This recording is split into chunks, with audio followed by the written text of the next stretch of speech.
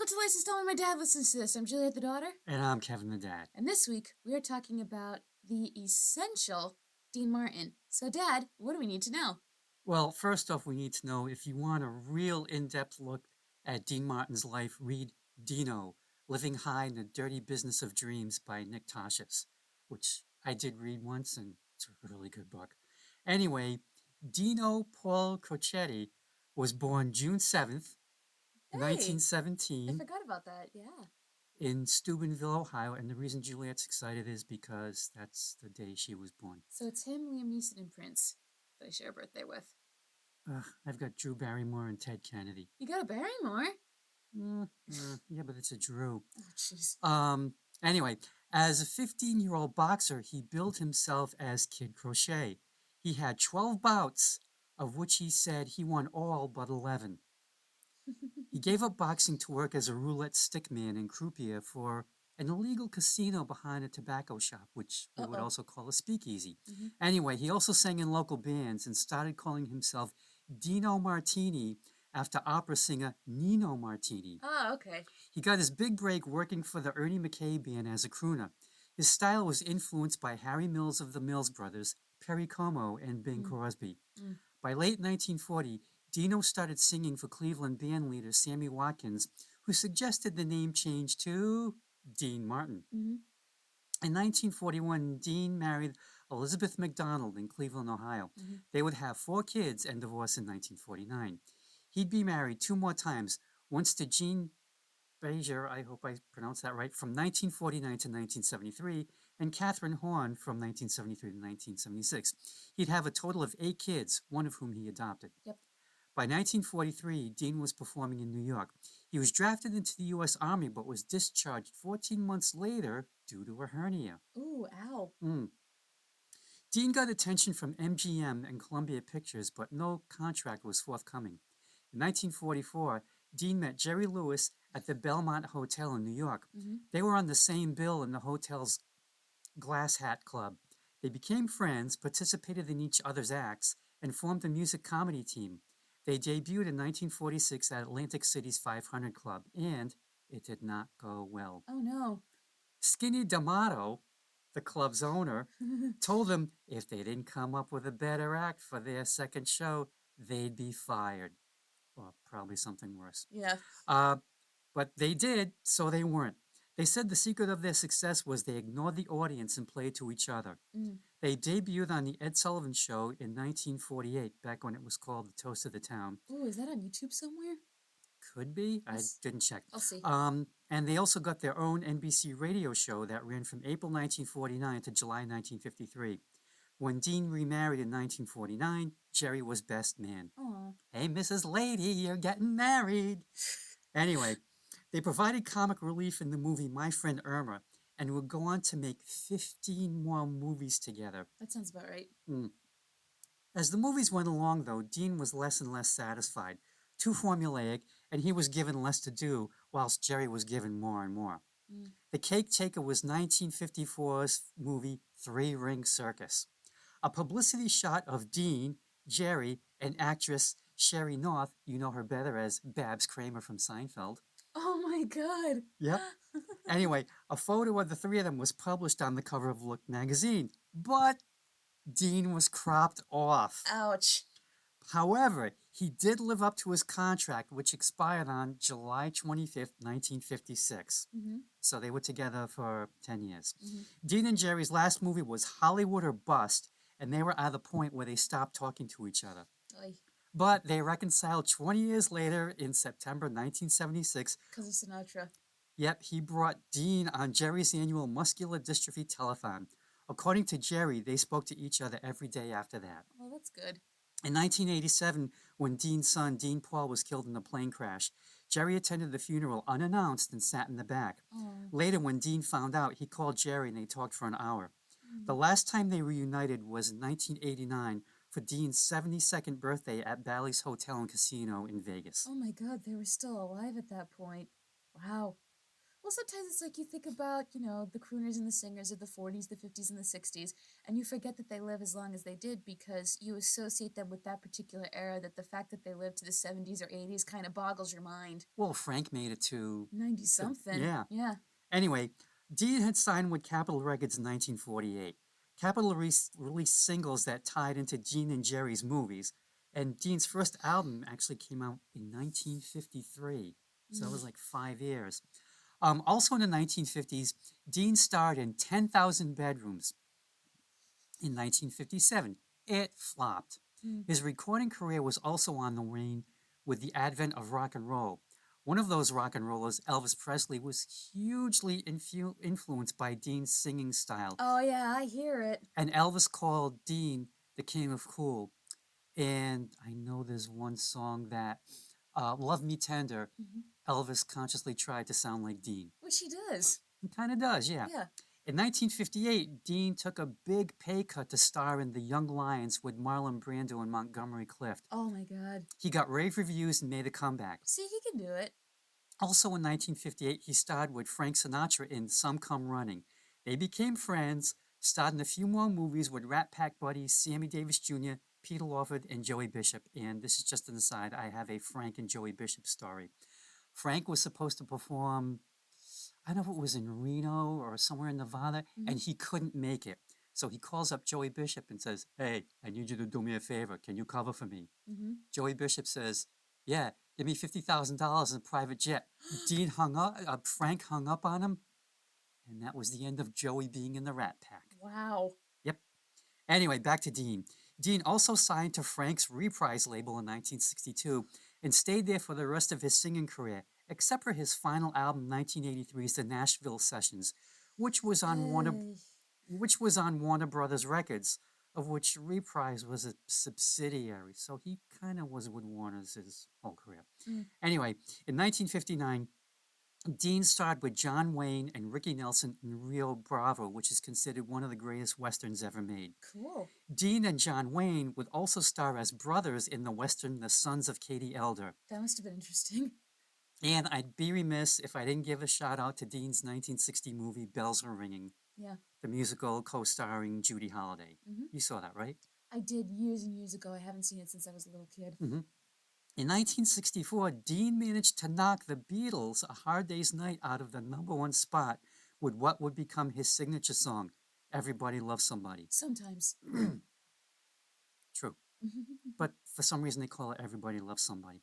In 1965, he starred in, wait for it, The Dean Martin Show for NBC, which ran until 1974. It was huge. The show exploited his reputation as a carefree bruiser, but Dean was anything but that. He was always the first to call it a night, and when he wasn't on tour or on a film location, he liked to be home with his family. Yeah, and they did an interview with his son who passed away sometime in the 70s, and he said, if my dad actually drank as much as people thought he did, he'd be dead. Yeah. He wouldn't be alive. Dean also starred in 4 Matt Helm spy movies from 1966 to 1969. Cool. And I think one of them is notable because Sharon Tate was in it. Oh. Yeah.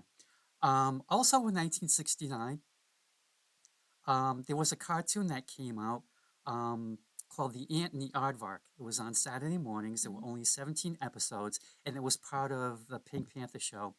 And the ant had the voice of Dean Martin. Did he sing the High Hope song? That would have been funny. No, he didn't. Dean didn't do the voice, but someone else did. And you listen to it, and it sounds just like him.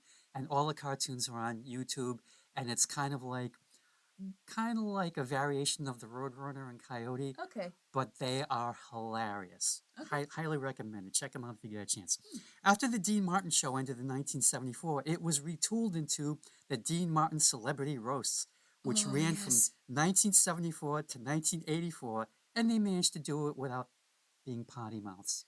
No, it's impressive. Like, if you watch those clips, they're still really funny. They are. Go look up any of them. They're great. Yeah. Now, originally the roasts were taped in California, but in the fall of 1974, they moved to the MGM Grand Hotel Ziegfeld Room in Las Vegas.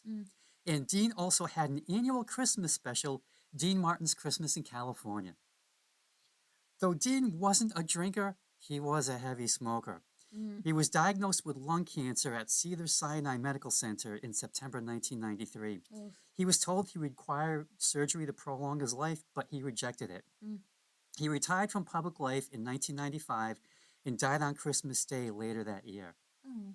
And he still lives on in a way because thanks to I think they call it Golden Crisp, but it used to be Sugar Crisp, and then it was Super Sugar Crisp cereal. Uh-huh. Sugar Bear, That's Dean Martin? the voice, well, not Dean's voice, but that's who they patented after. Oh. But if you listen to it, some people think it's kind of like a combination of Bing Crosby and Dean Martin. So it's just generic, insert generic crooner here. Kind of, yeah, Yeah. yeah. Now as for me, I'd always heard of Dean. I'd seen some of his roasts, which were just hilarious. It was Oh, like yeah. not to be missed TV. And I kind of remember some of the Christmas specials. And, you know, of course, everyone knows everybody loves somebody. Sometimes. Now, he kind of struck me as a type B to Frank's type A. Yeah. I always got the feeling that Dean couldn't believe he got to do this for a living, and I think he was just kind of amused by it all. Well, at least he's happy about it. You know, hey, getting paid to sing and make movies and have fun, what's Why not to not? love? Yeah. Now, I can't remember where I picked up Dino, the essential Dean Martin. It's the CD case has a notch in it, so it was probably like used as a promo for a radio station or a giveaway or something. Oh, okay. Maybe I got it at Newberry Comics in the used bin. I'm not sure. As for the disc itself, it has 30 tracks covering his Capitol and Reprise years. Mm-hmm. It first came out in 2004. Now, in 2005, it was re-released with a second disc of 7 songs from a 1962 concert. Mm-hmm. In 2011, it was made into a 2-disc set with 6 added songs, so you got 18 songs per disc. Mm-hmm. Then, in 2013, Capitol decided to replace the 10 reprise tracks with Capitol tracks. Of course they did. So, no, everybody loves somebody. Sometimes. And this is the release that is now available on streaming services. You're not going to be able to find the This one. that, yeah, unfortunately.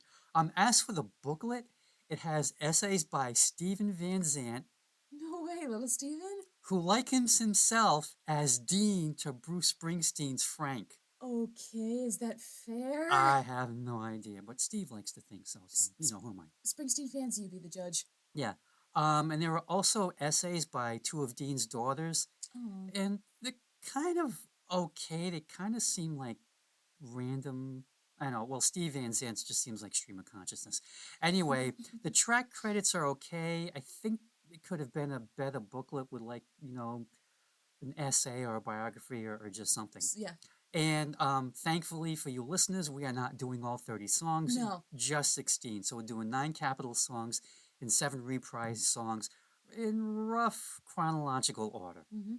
One of which was a last minute addition, but we'll get there when It's we a get necessary last minute addition. there. Yep. First track, Ain't That a Kick in the Head? My favorite memory of this song is when we had our apartment warming party, Tyler and Richard were drunkenly singing this together. Really? And it was so funny. It was great, yeah.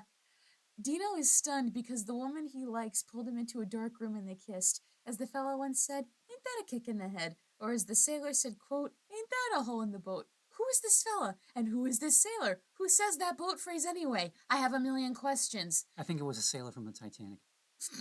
And yet, in spite of the silliness, Dino sells it with how happy he is that this woman's love is here to stay. My favorite part is how he really stretches the word beautiful into 4 syllables. A really fun song you get swept up in. Okay, this was written by Jimmy Van Heusen and Sammy Kahn in 1960 for the Rat Pack movie Ocean's 11. So, you know, the one with George Clooney, that's a remake. It is. And they did a lady remake, too. Oh, that's right. Mm-hmm. The arrangement was conducted by Nelson Riddle, which explains why it swings so hard. Dean's in love and life is great, and my favorite line, I hugged her and she hugged back. I mean, how innocent is that? Yeah. The song was not a hit when it was released. Really? However, in 1989, Ain't That a Kick in the Head was included on a Dean Martin compilation in their Capitol Collector series. The compilation went gold, and the song became one of Dean's biggest hits, and hey, it only took 30 years. The first time I heard this song was as a bumper on 790 The Score. I thought it was a Frank song from the intro because You they never think it, yeah. because just the way it opens, because they never played the vocal part. So I called up the station to ask what Frank's song is this, because I really, wanted to get my hands on it. And they told me it was Dean Martin, which I thought, wow, I really thought it was Frank. Mhm. Anyway, Nelson Riddle arranged a lot of Frank stuff when Frank was with Capitol. So, that was kind of my assumption. Mhm. Um, Plus, this is the only Dean song I could ever imagine Frank covering and pulling off. Yeah. Next track. That's Amore. I'll never forget. One Saturday morning, I turn on the TV and NBC Morning News is on. Mario Hilario is doing a report, and he goes, "When the moon hits your eye like a big pizza pie, that's a sign of possible drug addiction." I was alarmed and also disappointed he didn't finish the lyric correctly. I'm like, what the hell is this? I just want my cartoons. Anyway, most film nerds know this song from the opening credits of Moonstruck, as Loretta Castorini, played by Cher, walks through New York City as a truck for the Metropolitan Opera House passes by her on the street. Before I was a fan of the movie, I'd heard this song before as a kid, and those opening chords always kind of scared me because they're so serious and dramatic. This is a sweet Italian American love song, and I really appreciate how the backup singers are able to match Dino's Italian pronunciation, unlike Bing's backup singers when they did that Irish song on our Christmas episode. Mhm. Makes me think of the north end of Boston and getting cannoli at Mike's Pastries, a song that brings up good feelings. This was written in 1953 by non-Italians Harry Warren and Jack Brooks. Wow. Yep. Um, it first appeared in the Dean and Jerry movie The Caddy. It's also appeared in Rear Window, Grumpier Old Men, Stuart Little, 2024's The Garfield movie with Chris Pratt as the voice of Garfield. Oh boy. And Moonstruck, which is why everyone knows this song. Mm-hmm. I can't believe I sat through that movie. I sat through the whole thing once. Yep. It's kind of odd with Nicolas Cage and his one-handed baker or whatever he was supposed to be. Yeah, it's kind of a goofy song. But it's sweet. When the moon hits your eye and big pizza pie and all that. But the line I like is about the pasta fazool. I was just saying you're not gonna remember it, yeah. Yeah, I'm gonna remember. And I think Dean really leans into his Italian heritage on this one. He comes a real closer to a singing like this. Capiche? Mm-hmm. Yeah. Next track. Memories are made of this. As soon as I heard those backup singers going, sweet, sweet memories you gave me, I instantly recognized this song. It's so dreamy and lovely. It goes through the memories of an aging couple from when they first met, kissed, married, and had kids, including the joy and grief, the dreamy and earthy. I interpret the 2 sips of wine to be earthy anyway, as opposed to a metaphor for the 2 kisses. Here's the thing, though. What does he mean by memories of the kids adding flavor? Maybe color would have been a better word.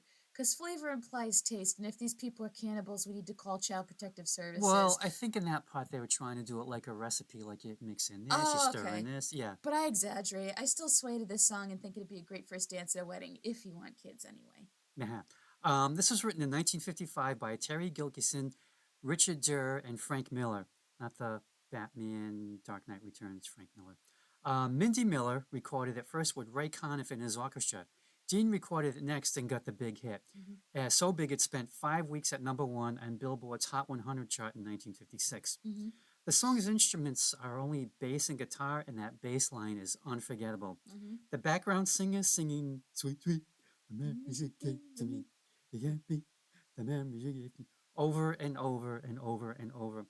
And your mom and I think that they sound like frogs, like they're on a lily pad just hanging out. And Dean himself is not in the pond, but you've got the 3 frogs in the back. So basically, this is his version of Kiss the Girl, where all the animals are singing and he's rowing the boat. I guess it could be. I guess could. I don't hear it. I'd have to listen to it again, though, because it's been a few days. I don't know why we think that, but we just do. And Dean's voice is right out in front. And yeah, it's a very, very nice song. Next track, Volare. Okay, is this his Fly Me to the Moon? Well, volare does mean to fly, yeah, so it's possible. I wish he sang the whole song in Italian because the musical arrangement of those words and the tenderness with which he pronounces it is perfect. Dino is so in love and he wants to fly away with his girl so that way no one can bother them and they can stay happy. As for the other versions I listened to, the original Domenico, is it Modungo or Modungo? Modugno? Modugno, okay, is very 1960s European lounge singer with how it's arranged, with sole focus on the voice and not a lush musical arrangement, but not my favorite. Andrea Bocelli's is more sensual with great musical arrangement by David Foster, although I think the more operatic they made some of the lyrics and then giving it recitative along with the key change doesn't sound as good. Mm. And as for Bowie, I was very nervous. I clicked on that video like, my, don't let me down. And I was crushed. In a good way or a bad way? Bad. It's the most loyal to the original in terms of the key and the tempo, but they made it tropical. Why, God, why? I know that Italy has beaches, but oh no. It was the 80s. Someone should have stopped him. I'm sorry, Bowie, I love you and I honor you until the day I die, but no, not one of your best. It wasn't even for the Absolute Beginners movie, which if he sang it specifically for that, I kind of would have understood, but no. Huh. Anyway. Yeah. Okay, the original title is Nel Blu di Pinto di Blu. Mhm. It was written by Domenico Modugno, sorry, and Franco Migliacci. It's a lot easier to pronounce. Anyway, it was recorded by Domenico and released as a single in February of 1958. It was number one for 5 weeks and won Record of the Year and Song of the Year at the very first Grammy Awards. And it also came in third in the Eurovision Song Contest. Oh, wow. There's been over 100 covers of this song. I believe it if it went to Eurovision. And as you said, David Bowie did his 1986 version. It's on YouTube. He does it in 100% Italian. And this is one of the reasons why we have YouTube. Yep. I didn't mind it. It wasn't as heinous, stomach turning as I thought it would be. I thought, okay, he's pulling it off, and he's having his David Lee Roth gigolo moment. I guess he is. Yeah. Now Dean's version was the first to combine Italian and English lyrics, and I've heard his version the most. So to me, that's the definitive one. Did you listen to the Bocelli one I sent you? Yeah. Okay. Not a David Foster fan. I am just not. Why? What's he done? Chicago. Oh. I mean, I know people like him and what have you, and like he and Catherine McPhee were at PPAC a year or two ago or something, and I just. I think his arrangement of it is fine for the instrument, for the orchestrations. I don't have a problem with that. It's just the singing. Yeah. Next track, Mambo Italiano. I wonder if this is what all Italian Americans experience when they visit the homeland for the first time and realize there's a disconnect between Italian American culture and Italian European culture. And I'm not talking about the immigrants who came to America. I'm talking about those New York jerks who call it gravy and mozzarella and make European Italians want to strangle them in their fake spray tan. I don't enjoy this song the same way others do when they dance or laugh at Dino's voice. For me, it's cathartic watching the Pretenders be called out by the residents. I enjoy it immensely. As for Rosemary Clooney's rendition, her voice is strong and her emotions are brazen and right in your face. What a perfect rendition hers is. She's like the Nona grabbing you by the ear in the best way. So I have a question going back to the New York Italian thing. So they cheese off the Italy Italians by calling it gravy? Yeah. I'm assuming that the Italy Italians call it sauce? Yeah. Oh, that's good to know. Marinara. Yeah, if you go on Instagram or TikTok, you see the memes of European Italians reacting to what Italian Americans do with the food and calling them out.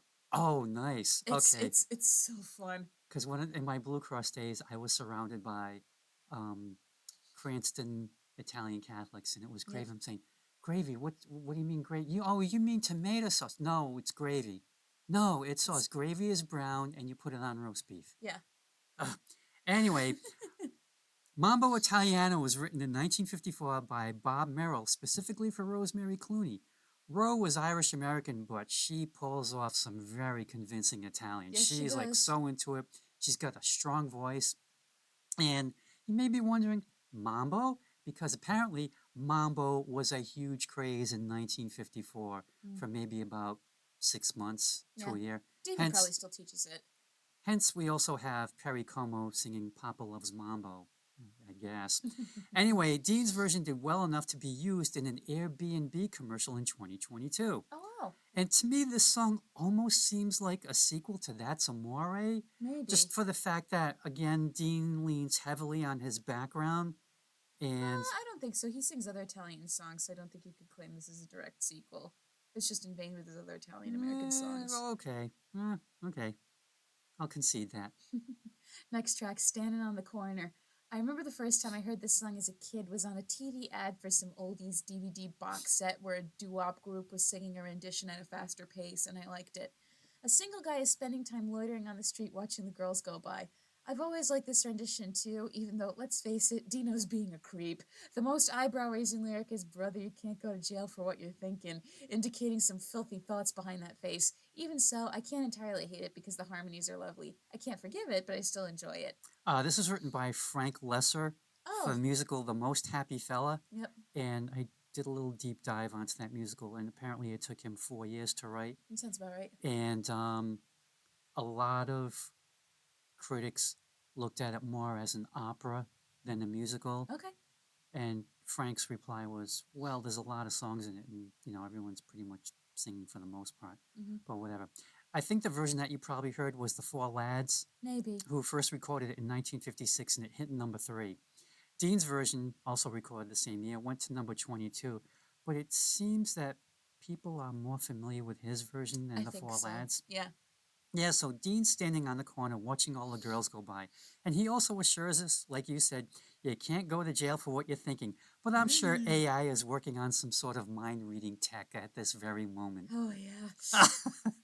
These days, I suppose the police would be called immediately. Mm-hmm. So I have to ask you, Mm-hmm. do you think there are women standing on the corner watching all the boys walk by? Oh, sure. Okay. Next track, Powder Your Face with Sunshine. Is this song older? Yeah. Okay, because based on the quality that I could hear on my headphones, that sounded like an older track. This definitely isn't one of Dean's more popular songs, especially because the view count is very low for it on YouTube and there's like no comments at all. And I could definitely tell for the first time that this was a Frank Sinatra reject because it's hard to take the song very seriously. The best part of it though is the musicianship with the jazz pianist and saxophonist playing. I listened to it once and I don't think I could tell you a single lyric. It's that forgettable. Definitely not one of his best. As for Evelyn Knight's version, hers is more memorable, I think, partly because of the musical arrangement they gave her, which is more peppy and upbeat, and they have the backup singers with whom she engages in playful banter with. Mm-hmm. This was written by Carmen Lombardo and Stanley Rachinsky. As you said, first recorded by Evelyn Knight in 1948, and her version went to number 1. And Dean's version also came out in January of 1949. Evelyn's version, I think, is more happy-go-lucky, and it kind of makes more sense hearing her singing it about powdering her face with sunshine and what have you. Dean's version, I can't remember too much other than it does swing just a little more than Evelyn's version. This is kind of like one of those put on a happy face songs. But I like Put on a Happy Face. Yeah. Because it's Dick Van Dyke. But, does he sing this song? No, Dick Van Dyke sings Put on a Happy Face from Bye Bye Birdie. Oh, okay. Yeah. So that's where that song comes from? Yeah. Oh, okay. Yeah. But if you do powder your face with sunshine, though, be careful because you don't want to get skin cancer. Yeah. Next track, Innamorata. Now we're back to the stuff he does best, Italian-American love ballads. This song is absolutely beautiful. He requests of his love that if they meet in Innamorata, to kiss him nice and soft and tenderly. And the musical arrangement really fits the sensuality of this song. You have the guitar and the strings and his voice, and yeah, that's really all you need. I prefer Volare, but this is beautiful too. As for Shirley MacLaine's version, there's some great physical comedy in there, but I don't think her voice suits the song. I was going to ask, do you think she was really singing that, or do you think she was just mouthing it? Lip syncing. I think she was lip syncing to a recorded track of her doing it. But that was her voice? Yes. Oh, that's fine. But I think her voice is better suited for the Bob Fosse musicals like Damn Yankees and Sweet Charity, where you can tell the leading ladies on Broadway back then were smoking 6 packs a day. Not exactly good for this type of ballad, but she was an original member of the Rat Pack and the only lady member, so I know that's why they included her here. Okay, this was written once again by non-Italians Harry Warren and Jack Brooks, and you may remember that they also wrote That's Amore. This time they wrote this for Dean and Jerry's movie, Artists and Models. And in the clip I sent you, Dean sings it first, and then Shirley MacLaine reprises it. And I'm watching this and I'm thinking, is she really head over heels in love with Jerry Lee Lewis? Lewis? No, Jerry Lewis, not Jerry Lee Lewis. Oh, sorry. There's a big difference. Yeah, I know there's a big difference. My apologies. Yeah, but Jerry Lewis and not Dino? Okay. Yeah, and I'm watching this and I'm thinking, you know, every time she hits a high note, he drops all his stuff, and It gets old after a little bit. I'm thinking, I guess this is what passed for comedy in those days. Well, the French must have loved it. I guess, but you know, humor, it's personal. Yep. Anyway, enamorada means in love. Mm-hmm. And Dean delivers big with the romance on this one. Yep. He's got the big voice, and there's no I can't believe I'm singing this tone in his voice. Mm-hmm. It's like he's into it all the way. Like you said, he's doing the Italian love song thing, and it's just a perfect match. Next song, You're Nobody Till Somebody Loves You. Now, we weren't going to do this song until I shared with Dad the clip from Freaks and Geeks where Dino's rendition was used in the episode. But first, a bit of history. You're Nobody Till Somebody Loves You was published in 1944. It was written by Russ Morgan, Larry Stock, and James Kavanaugh. Russ recorded the song in 1946 and it went to number 14. Dino recorded it for Capitol in 1960, and then he re-recorded it in 1964, where the song spent 9 weeks on Billboard's Hot 100 chart, peaking at number 25, and number 1 on Billboard's Middle Road Singles chart, which sounds absolutely made up. Well, now it's probably called easy listening these days. Oh, okay. But it hit number 1 in Canada. The first rendition I ever heard was a trio performed by Dino, Frank, who did a cover of this in 1961, and Judy Garland. I sing Judy's part when I practice voice in the basement sometimes because it's a fun rendition where it's like 3 friends looking for love together. Now, every Freaks and Geeks fan knows this song from the episode Noshing and Moshing. Neil finds out his father is having an affair and debates whether to tell his mom. It's revealed at the end she already knows. Lindsay gets detention after helping a girl who is being attacked, and Daniel escapes into punk rock music to decompress from his home life and to escape his relationship difficulties with Kim. Originally, Judd Apatow wanted to use Neil Young's song Only Love Can Break Your Heart for the sequence at the end of the episode, where Daniel goes back to Kim, Lindsay heads home after meeting a nice boy, and Neil is able to laugh after standing up for his mom. However, as Freaks and Geeks was already going to be canceled, the song was not in the show's budget, so they had to use Dino's song instead. Apatow says he still loses sleep over the emotional moment that could have been, which I thought was interesting because I think the scene still sticks with you nonetheless. It hits hard. Because it speaks to our fundamental need for romantic love, but also the need to be emotionally connected with another person. The song is a double-edged sword. It makes you happy when you've found someone to love, and absolutely devastated when you're down in the dumps being single. Side note, the last time I was really down in the dumps was when it was Valentine's Day in middle school, about 8th grade. I was home with you and Mom watching You're in Love, Charlie Brown, where the little red-haired girl writes Charlie Brown a letter saying how much she can't wait to see him when she gets back from summer camp. And I was bitter because Charlie Brown could score a girl and I couldn't find a nice, handsome boy. What the hell was wrong with me? I ended up eating my feelings in chocolate ice cream and chocolate chips and Ovaltine malt. Anyway, I think Dino's is the one to listen to for down in the dumps or happiness, and the trio is the one you listen to just to have a good time. Oh, and as for Notorious B.I.G.'s You're Nobody Till Somebody Kills You, oh boy did that rap age too well. It's very well written. I just hope the songwriter's estate's got residuals or somebody got residuals somewhere. Mm-hmm. Mm-hmm. Yep, so Nelson Riddle conducted and arranged the version that we hear, and once again, it just explains why it swings so hard. Mm-hmm. And I'm surprised that Frank actually let Nelson Riddle go off and conduct for other people. Mm-hmm. Anyway, he did. So let me ask you, are you really nobody till somebody loves you? Maybe it's supposed to mean like you're incomplete or something, or you don't feel like a complete person until you meet the one that you're meant for. That makes sense. Yeah.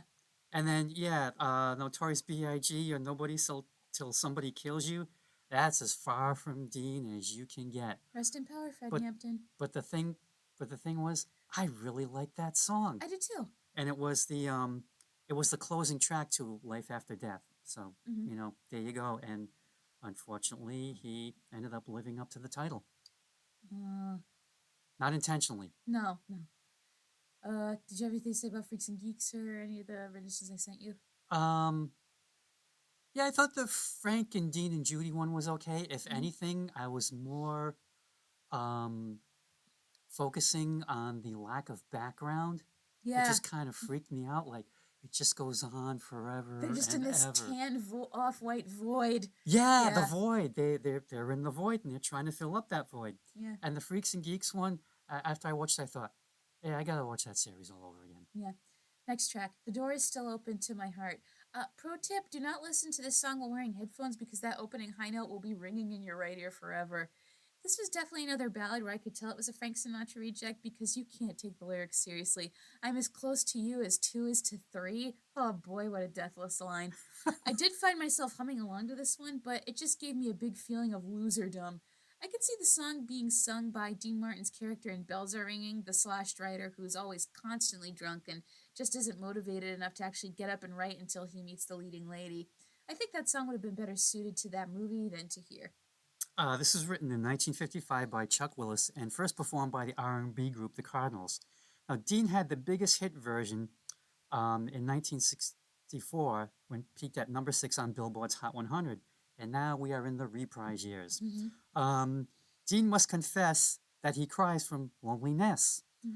It seems he and this woman were a thing, but now they're not, but he wants it to know. Well, see the title. My favorite line, and it is goofy as anything, as you pointed out. You're as close to me as 2 is to 3. Oh boy. Sorry. Like, if that was a 5-year-old kid writing that for a Valentine's Day project in elementary school, that would be kind of cute. But no, we're adults here. That kid would be considered a genius for coming up with that line. Yeah. Anyway, as I said, now we're at reprise, and there seems to be like a change in sound, probably because now they're recording in stereo, and it kind of gives it like more of an openness. I can't think of a better word than that. Yep. And maybe he was also sharing arranges with Frank if Frank deemed to do so. Next track, Houston. My first thought when I heard that opening was, Dean Martin goes country? He was into country music. I don't think this song entirely works, because when he's serious, you absolutely believe him. When he sings the lyrics about the dollar blowing away in the wind and being so hungry he could squeak, he almost laughs at that lyric, which does suck you out in the moment. Sure, you might be laughing with him at the absurdity of those lyrics, but this is a song about being dejected, and he really needs to sell it for me in order to like it. I think the music is fine, and the jailhouse harmonica took me by surprise, but I can see why this isn't one of his most popular ones. He should stick to what he's good at, which is Italian-American romantic ballads, as I will say over and over and over again. This was written by Lee Hazelwood and recorded by Sanford Clark in 1964. Dean's version came out in 1965. And yeah, Dean's down on his luck.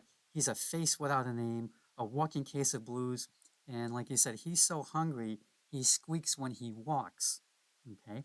So he's going back to Houston, and he's got someone waiting for him there. Or at least she said she'd be waiting for him. So we never find out.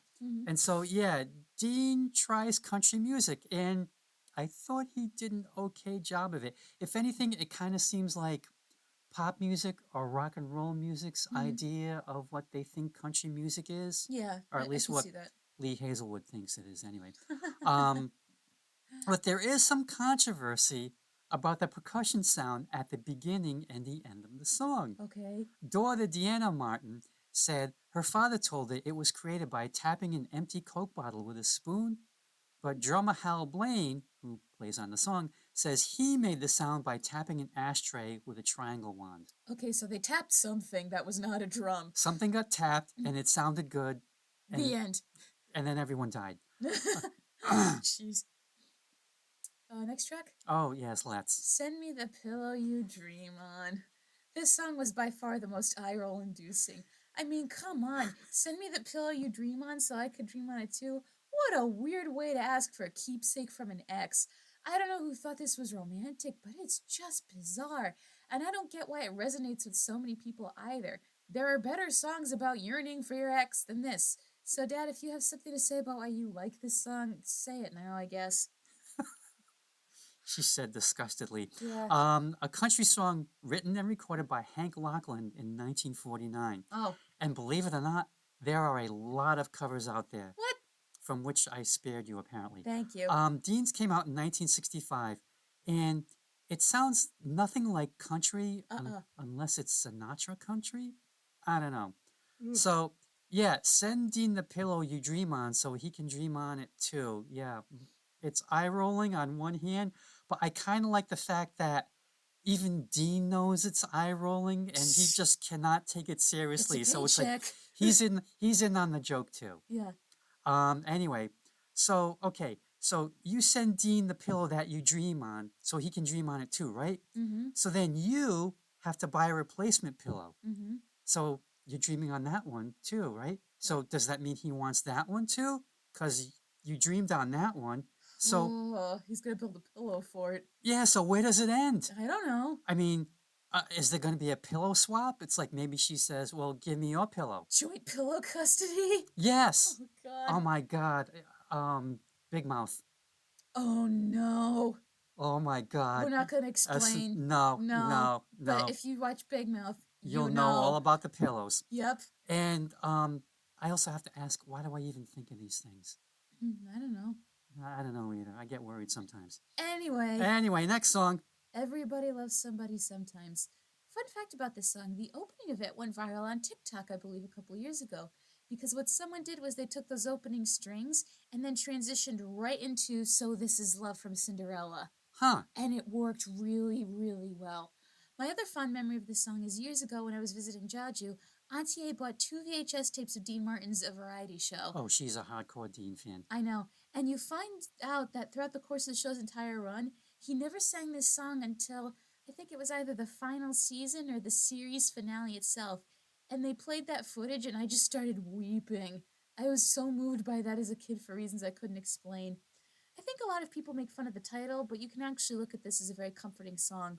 Everyone is meant to find the person that they're meant to be with, and at a certain time in a certain place in their life. And Dino found his with this woman, and he wishes that everyone could feel the way he does.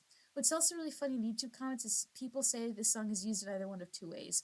When a protagonist in a film meets the love of their life and they're slow dancing in their house, or at the very end of a post-apocalyptic movie, which ends rather shockingly. I mean, the song was in the finale of Samurai Jack when Jack found love and fans were happy, so I will always really like this song, even if other people find the title silly. Huh. This was written in 1947 by Irving Taylor and Ken Lane and first recorded by Peggy Lee that same year, which I didn't track down the song, her version anyway. Mm-hmm. Anyway, 2 weeks later, Frank recorded it. Sinatra. Mm-hmm. In case you were wondering. Yeah, Dean himself had sung it on Bob Hope's radio show, and then later when Dean and Jerry Lewis had their own show. Mm-hmm. In 1964, Ken Lane himself was playing piano for Dean during Dean's Dream with Dean album recording sessions. Ken suggested Dean record it as they were one song short and they still had an hour of studio time to kill. Plus, I guess Ken thought songwriting royalties. Anyway, Dean said okay, and they recorded it using a small combo. Then Dean re-recorded it for his next album, this time with the full orchestra and chorus, and it's the version that we know so well. Yep. Now, Reprise Records was so enthusiastic about this new version that they titled the album the same name as the song and stressed that this was the hit version on the album's cover in big letters if you look at the album cover. Anyway, now Dean had not had a top 40 hit since 1958. Now it's the 60s with the British invasion groups ruling the charts. Dean's 12-year-old son, Dean Paul, was a huge Beatles fan, and Dean told his son, quote, "I'm gonna knock your pallies off the charts," unquote. And on August 15th, 1964, guess what? He did? He did, so it ain't bragging if you done it. Yeah. Everybody went to number one, knocking off A Hard Day's Night from the top spot, but wow. I think the Beatles recovered. Yeah, they're fine. They're not hurting. Yeah. Except, no, I almost made a dark joke. I can't. Okay. Everybody replaced That's Amore as Dean's signature song, and he sang it as the theme to his weekly show from 1965 to 1974. Not the whole thing, just probably like the first line. Yeah, but for the finale, they had him sing the whole thing. Yeah. And his version was inducted into the Grammy Hall of Fame in 1999. As it should. But is it any good? Well, yes, heck yes, of course it is. Despite the occasional goofiness, like Dean is definitely having fun, and his voice is in what your mom and I called full scoop mode. Yeah, exactly. Yeah, it's dipping down, it's coming up. Yeah. And I don't know what it's bringing up to the surface, but it's bringing up something. Yeah, it's always going to be the song that he's famous for, and it's even on his tombstone. Everybody loves somebody. Sometimes. Sometime. Sometime. Sometime. Not all the time, just Sometime. sometime. Next track, Little Old Wine Drinker Me. That title made me smirk. But Dean Martin is not a country singer. I do like the premise of this song, though. Nothing, okay. Thank God. Man is heartbroken in a bar in Tennessee, and he just wants to drink some wine and forget his troubles. In my opinion, though, country twang and Dean Martin don't mix no matter how pleasant the music is, or if you have a bass singer come at the end doing some nice bum bum bums. That's all I got. Okay, this is written by Hank Mills and Dick Jennings, and it was inspired by a catchphrase in TV commercials for the Italian Swiss Colony Wine Company. No relation to Swiss Colony beef log. I did some research just to make sure. Yeah, that was the tagline. Yay, it's a little old wine drink of me.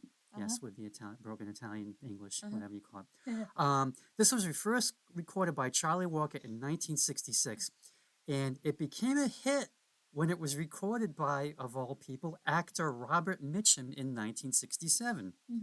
His version went to number 96 on the Hot 100, but it went to number 9 on Billboard's Hot Country Singles chart. And Dean's version made it to number 38 on the Top 40 and number 5 on the Easy Listening chart. Dean's version also became popular with the Scottish football club, that's soccer, Clydebank. Why? I don't know. Dean's version is country-ish, I guess. He's hoping for rain in California so the grapes can grow and make more wine because he's drinking to forget her. Her who? You know, her. Yeah. He drinks to forget. Why do you drink, Dean? I drink to forget. To forget what? I forget. Anyway, I think Dean may have recorded this to capitalize on his rep as a boozer, even though he wasn't. Yeah. But I think the way that he sings it, there's something in his voice that makes it sound like he had one too many. Yeah. Next track, In the Misty Moonlight. Hear me out. I know we're going for romance here, but I think a great rewrite of this song that could be good for comedy, maybe even a Weird Al parody, would be if someone took out the romantic locations list in this song and just started listing off absolute shit boxes. Because that's commitment. Anywhere is all right with you, not just the vacation spots up in the mountain or the warm sunny beach. But when you get past like the funny idea and listen to the song, you get swept up in Dean's scoopy voice and find yourself swaying along like, the apartment filled with rats or bed bugs or, I don't know, just trying to think of something that would make it funny. Yeah. Okay. This was written by Cindy Walker and it was first recorded in 1964 by Jim Reeves. Dean's version came out in 67 and went all the way to number 1 on the Easy Listening chart. And this would be his last number 1 on that chart. Yeah, it's like any place is fine with Dean as long as he's with you. Even in the misty moonlight, again, Dean is in full scoop mode. And this is going to sound weird, but all I have to do to get your mom to laugh is look at her and sing that first line in a very, very bad Dean Martin voice. She just loses it every single time. I have no idea why, but yeah, it makes her happy. And yeah, he doesn't care where he is. He could be like, up to his knees in manure. And hey, as long as she's there with him, yeah, life is good. Final track, Gentle on My Mind. I first heard Julie Andrews sing a snippet of this song, and she sounded lovely. It's part of that medley of the 60s she did with Carol Burnett. Oh, okay, yep. And this song is really beautiful. Wikipedia says it's about a hobo thinking about a lost love, but I refuse to accept the lost part. And you could just as easily interpret it as it being about a man who's faced life's ups and downs, but doesn't feel shackled to his woman and loves her tenderly. That's how I choose to look at it. Dino sings sincerely, and it really works. I think because the lyrics are so different from the writing styles of the song that compose his regular body of work, so he gets to stretch his acting muscles a bit and it works well. As for Glenn Campbell, his is the straight and true country rendition. His I buy the lost love interpretation of the song because his tone as he sings is someone who is pushing forward and will keep going, like he's trying to hold back tears as he goes through life. Dino's is more sentimental, but I think both versions work well. This is written and recorded in 1967 by John Hartford, who wrote the song after watching Dr. Zhivago. He and his wife went to the movies, and I guess he was inspired by Dr. Zhivago and Lara's love affair. Yeah. And then it kind of didn't bode well because John Hartford's wife asked, are you not happy being married? Oh, no. And they got divorced soon Oh, after. you should have just said, no, honey, it's about the movie. It's not about us. It's about the movie. It's about I Lara. was just in character. Yeah. I'm just writing from their perspective. Don't read too much into it. Yeah. Anyway, Glenn Campbell recorded it next, and his version is the most famous. And between John Hartford's and Glenn Campbell's versions, Gentle on My Mind won 4 Grammys. And it won a 5th in 2015 for the Yoda sounding group, the band Perry's version. Glenn Campbell's version was inducted into the Grammy Hall of Fame in 2008. Now, Dean's version came out in 1969, and it was his version about, I always thought it was like about a drifter reminiscing about lost love, because he talks about, dipping his ladle in the soup and by the fire and what have you. But his was the first version to make me notice that the lyrics don't rhyme at all. They just don't. Some songs don't rhyme. No, I guess not. Yeah. I think Dean's version is okay. I mean, it's always sounded to me just like a little too happy. I think just because Dean doesn't strike me as the drifter type. Like, he's gonna be okay. But Glenn Campbell's version is just untouchable, and every time I hear his, it's like he's not only singing it, he's living it. Overall, I enjoyed Dean Martin a lot more than I thought I would. Good. I thought it would all be silly B songs and Frank Sinatra rejects because you put that idea in my head. But I loved listening to his earlier stuff, and as I've said, the romantic Italian ballads are where his voice soars. So give this album a try and float away as you sway. Oh, and also listen to his rendition of Sway. It's great. For me, Dino, the essential Dean Martin, lives up to the title. I think it's all anyone really needs by the man. At 30 songs, it represents his career very well. And remember, if you're looking for a version, try to hunt down the 2004 version, because that's where you get the career spanning Capitol and Reprise years. Yeah, not just one over the other. Alright, as always, thank you for listening to the latest episode of My Dad Listens to This. Remember, like, comment, subscribe, and all that jazz. The more you interact with the YouTube video, the greater chance we have of appearing on the YouTube homepage. If you're friends with my dad, tell him what you want to listen to, and they'll send it right to your email inbox. Or you follow me on social media, I post all the episodes there. As always, thank you for listening to the latest installment of My Dad Listens to This. We will be back next time with another album to nitpick and gripe about. Dad, anything you want to say before we sign off?